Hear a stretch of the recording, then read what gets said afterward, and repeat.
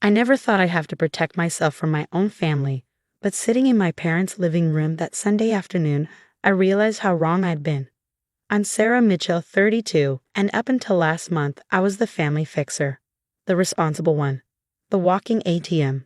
My younger brother James, 28, was the golden child who could do no wrong, even when he was clearly doing everything wrong. Sarah, you have to understand, Mom pleaded, her hands wrapped around her coffee mug so tightly her knuckles were white. James is going through a rough patch. He just needs a little help getting back on his feet. A little help, that's what they always called it. First, it was his college tuition when he dropped out after 2 years, $30,000 gone. Then his business venture selling NFTs, another $20,000 vanished. Each time, they assured me it was the last time. Each time, I believed them. I took a sip of my now cold coffee, trying to calm my racing heart. The familiar family photos stared down at me from the walls. James's graduation from the college I paid for. His business launch party, funded by my savings. His engagement celebration that I helped finance. My own achievements, my MBA, my promotion to senior financial analyst at Morton & Reed, my recent award for top performer, were conspicuously absent. How much? I asked, already knowing I wouldn't like the answer. Dad cleared his throat, shuffling the papers in front of him. Well, Princess, James has some outstanding debts. About $75,000. The room started spinning. $75,000? What kind of debts? Just some business investments that didn't pan out, Mom said quickly. Too quickly. But he has a plan to pay it all back. He just needs startup capital for his new venture. I looked between them, these people who raised me, who taught me about responsibility and hard work, now asking me to throw away my life savings on their golden child's latest scheme. Show me the debts, I said firmly. I want to see exactly what I'm being asked to pay for. They exchanged glances, a quick, nervous look that sent warning bells ringing in my head. That's not necessary, Dad said, pushing a different set of papers toward me. We've already drawn up the transfer documents. Your brother's lawyer helped prepare them. I picked up the papers, scanning them with growing disbelief. They weren't just asking for a loan. They wanted me to transfer my entire savings account to James. My hard-earned money, saved carefully over years of overtime and missed vacations, would become his to manage. This is ridiculous, I said, putting the papers down. I'm not signing over my savings without seeing proof of these debts.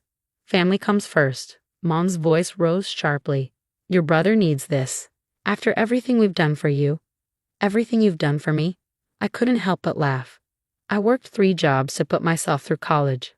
I lived in a tiny studio apartment for years to save money. I haven't taken a vacation in 5 years because I've been helping pay for James's mistakes. Now, Princess, Dad started, using that patronizing tone he always used when he thought I was being difficult. Your brother has always had bigger dreams than you. He takes risks, thinks big. Sometimes those risks don't pay off. But that's why family sticks together. I stood up, my hands shaking. I want to talk to James. Where is he?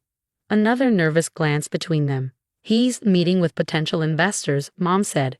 He's very busy with a new venture. On a Sunday afternoon, I pulled out my phone. Fine, I'll call him myself. He's changed his number, Dad said quickly. For security reasons, business privacy, you understand. That was the moment, the exact moment when everything clicked into place. The nervous glances, the vague explanations, James's mysterious absence and new phone number. I'd seen the same patterns at work when reviewing suspicious financial transactions. I need time to think about this, I said, gathering my purse. I'll let you know my decision tomorrow. But Sarah, Mom started. Tomorrow, I said firmly, heading for the door. I drove straight to my apartment, my mind racing. Instead of going inside, I sat in my car, opened my laptop, and logged into my banking app. For the past year, I've been tracking every loan they'd asked for, every emergency transfer, every rushed payment. The spreadsheet told a story, one that made my stomach turn. The transfers always happened late at night or early in the morning. Always to James' account, which would be emptied within hours. Always followed by a week or 2 of silence before another emergency arose. I pulled up my calendar, checking dates against the transfers. A pattern emerged. Every major withdrawal corresponded with big poker tournaments at the Golden Sands Casino downtown. The same casino where I'd seen James's car parked multiple times when he was supposedly at business meetings. My hands were steady as I picked up my phone and dialed the casino's security office. Working in financial fraud analysis had its advantages. I knew exactly what questions to ask and who to ask them to. "This is Sarah Mitchell from Morton and Reed's Financial Crimes Unit," I said, using my work title. "I'm investigating a series of suspicious transactions linked to your establishment. I need to verify some footage from your gaming floor."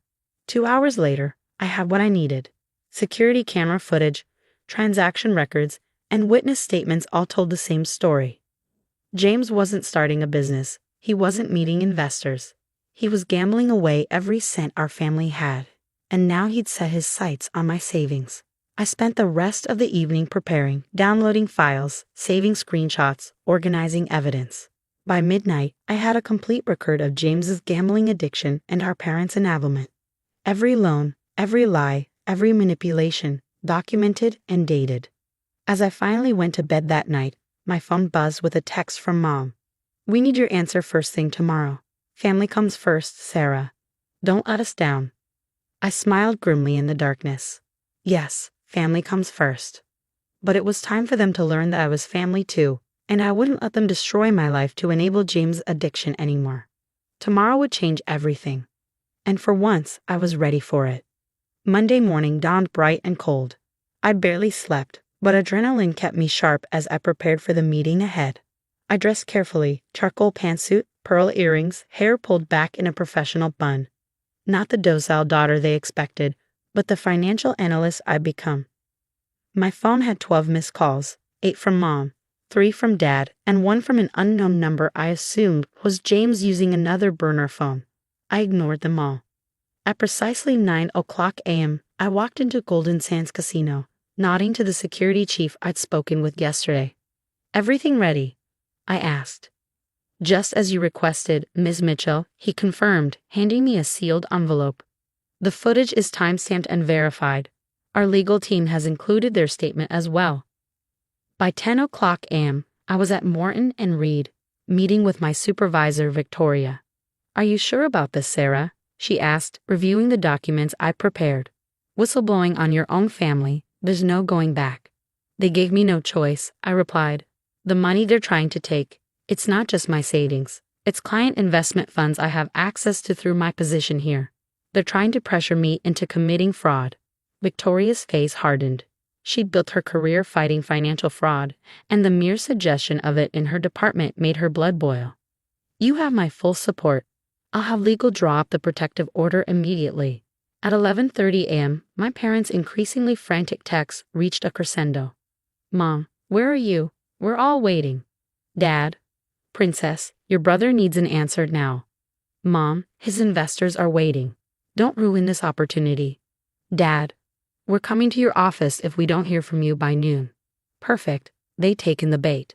At 11:55 a.m., I watched through my office window as they stormed into the building lobby. Mom, Dad, and there he was, James himself.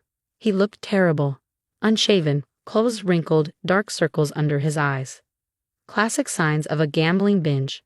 I met them in the conference room, where Victoria and our legal team were already waiting. Finally, Mom explained. "Sarah, you're being ridiculous. Just sign the papers so your brother can." "Sit down," I interrupted quietly. "All of you." Something in my tone made them obey. Even James, who usually talked over me, sank into a chair without protest. "I have some footage I'd like you to watch," I said, nodding to Victoria, who started the projection. The casino security video was crystal clear. There was James, night after night, losing thousands at the poker tables, getting drunk, begging for credit, starting fights when he lost. The timestamps matched perfectly with every emergency loan they demanded from me. "Turn it off," James muttered, his face ashen. "You don't understand." "Oh, I understand perfectly," I continued, my voice steady. "I understand that you've lost over $200,000 gambling in the past year alone. I understand that $50,000 of that was my money, given under false pretenses, and I understand that you plan to take my entire savings, including client funds I have access to through my job, to chase your losses. It's not like that, Mom protested. He just needs. Mrs. Mitchell, Victoria cut in sharply. Your son has a documented gambling addiction, and you and your husband have been actively helping him target your daughter's assets, including attempting to pressure her into misappropriating client funds. Do you understand the legal implications of that? Dad's face went red. Now see here, this is a family matter. Not anymore, I said, sliding 3 documents across the table. This is a restraining order, preventing all of you from contacting me or coming to my workplace. This is a formal fraud complaint detailing every penny James has taken under false pretenses. And this, I pushed the final paper forward, is a letter to the Gambling Commission, reporting James for breaching his voluntary exclusion agreement from last year. The silence in the room was deafening. You can't do this, James whispered. We're family. Family? I stood up slowly. Family doesn't empty their daughter's bank account to enable an addiction. Family doesn't threaten and manipulate. Family doesn't try to force someone to commit fraud. But where will he go? What will he do? Mom was crying now, mascara running down her cheeks. There's a bed reserved at New Horizons Recovery Center, I said, my voice softening slightly. A good program, fully paid for. It's your choice, James. Get help or face fraud charges. Those are your only options now. James slumped in his chair, all his bravado gone. I need help, he whispered. Dad stood up, his face purple with rage. You ungrateful. Mr. Mitchell, Victoria interrupted. I suggest you leave now, before we add workplace harassment to the complaints. I watched as security escorted them out, my heart pounding but my hands steady. Through the glass walls, I saw Mom turn back, her face a mixture of anger and disbelief. She mouthed something that looked like, how could you? I touched the pearl earrings, not the ones they'd given me, but the ones I'd bought myself after my first promotion. How could I not? I whispered back. Victoria squeezed my shoulder. You did the right thing. It won't feel like it for a while, but you did. That evening I sat alone in my apartment, looking at my phone. The family photos were still there. Holidays, birthdays, celebrations. All those moments when I thought love meant letting yourself be used. With steady fingers, I deleted them one by one. Then I opened my banking app and looked at my savings account, still intact, still mine. The money I'd worked so hard for, protected at last. It wasn't just about the money, though. It was about breaking free from the golden child's shadow, about standing up for myself, about redefining what family really means. I poured myself a glass of wine and stepped out onto my balcony. The city lights sparkled below, and for the first time in years, I felt light. Free. The guilt they'd layered on me for so long was dissolving, replaced by something stronger, self-respect. My phone buzzed with a text from an unknown number. You'll regret this. Family is forever. I blocked the number without replying. Some families are forever. But some need to end so something healthier can begin. Tomorrow, I would start looking for a therapist. I would learn to set boundaries without guilt. I would build a new kind of family, one based on respect and genuine love, not manipulation and enavelment. But tonight, I just stood there, sipping my wine, watching the city lights twinkle like stars. Silent. Strong. Free. The first week after the confrontation passed in a blur of legal meetings and sleepless nights. James checked into New Horizons Recovery Center, not because he wanted to, but because his only other option was facing fraud charges. Mom and Dad, however, weren't going down without a fight. It started with the flying monkeys, distant relatives and family friends suddenly calling with guilt trips and veiled threats. Your mother hasn't eaten in days, Aunt Patricia claimed. Is this how you repay them for raising you? Your father's blood pressure is through the roof, Uncle Steve warned. If anything happens to him, it's on your conscience. I blocked each number methodically, like pulling weeds from a garden, but some calls I couldn't ignore. Ms. Mitchell? It was Officer Torres from the local police department. We've had a report of stolen property from your parents' residence. They're claiming you took family heirlooms worth substantial amounts. I smiled grimly. Officer, I have security camera footage of every time I've visited their house in the past year.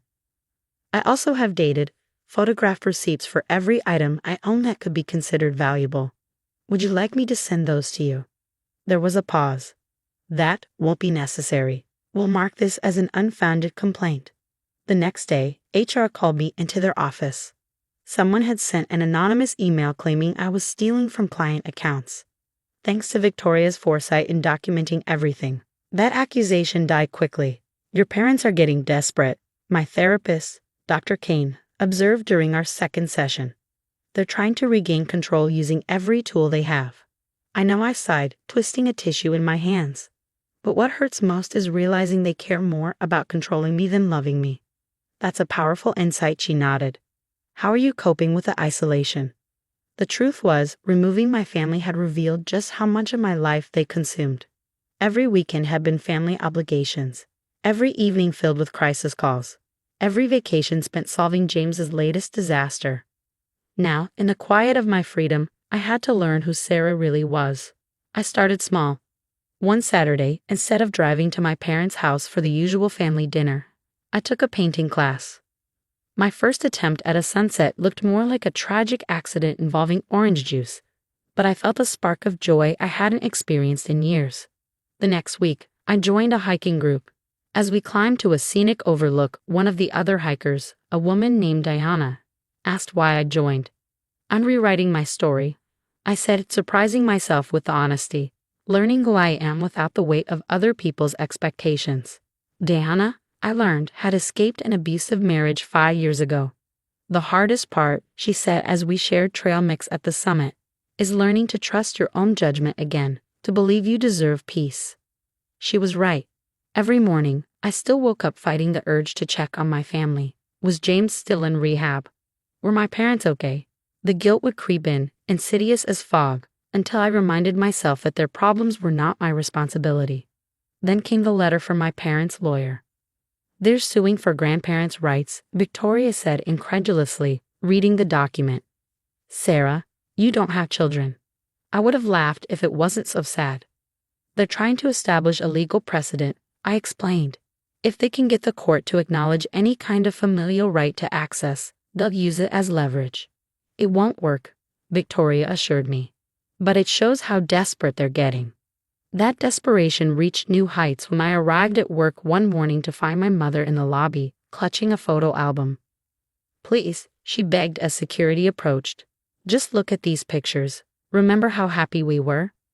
The photos she held out showed carefully curated moments, Christmas mornings, birthday parties, family vacations. What they didn't show were the tears after each loan to James, the sleepless nights working overtime to replace my drained savings, the panic attacks before every family gathering.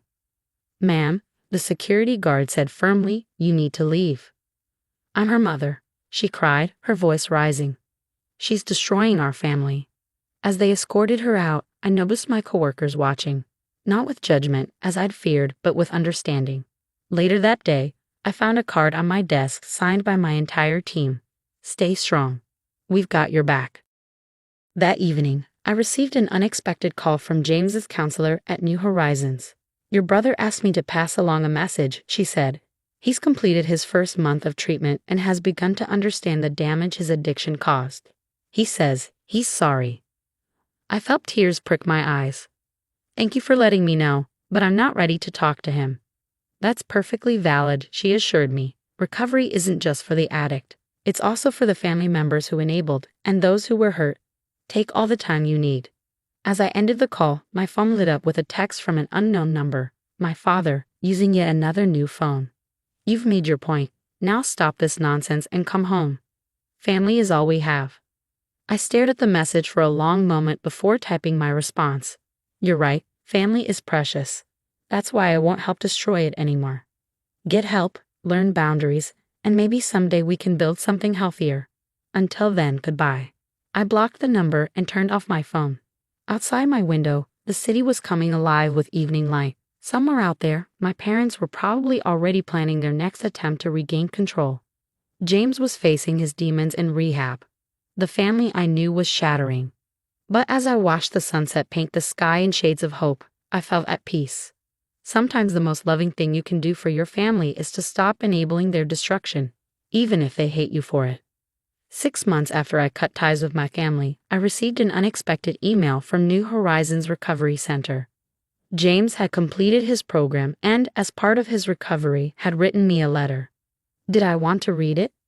I sat with that decision for 3 days. Dr. Kane and I discussed it during our weekly session. Whatever you choose, she said, make sure you're doing it for yourself, not out of obligation. Finally, on a quiet Sunday morning, I opened the email.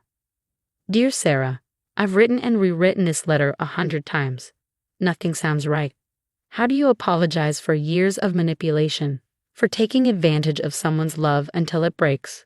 The counselors here helped me understand what I did to you, not just the money, but the emotional blackmail, making you responsible for my addiction, letting mom and dad guilt you into enabling me. I'm not asking for forgiveness or reconciliation. You don't owe me either.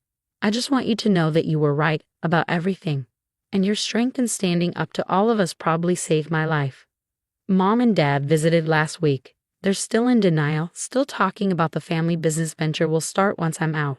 They don't understand that the greatest gift you gave me was consequences.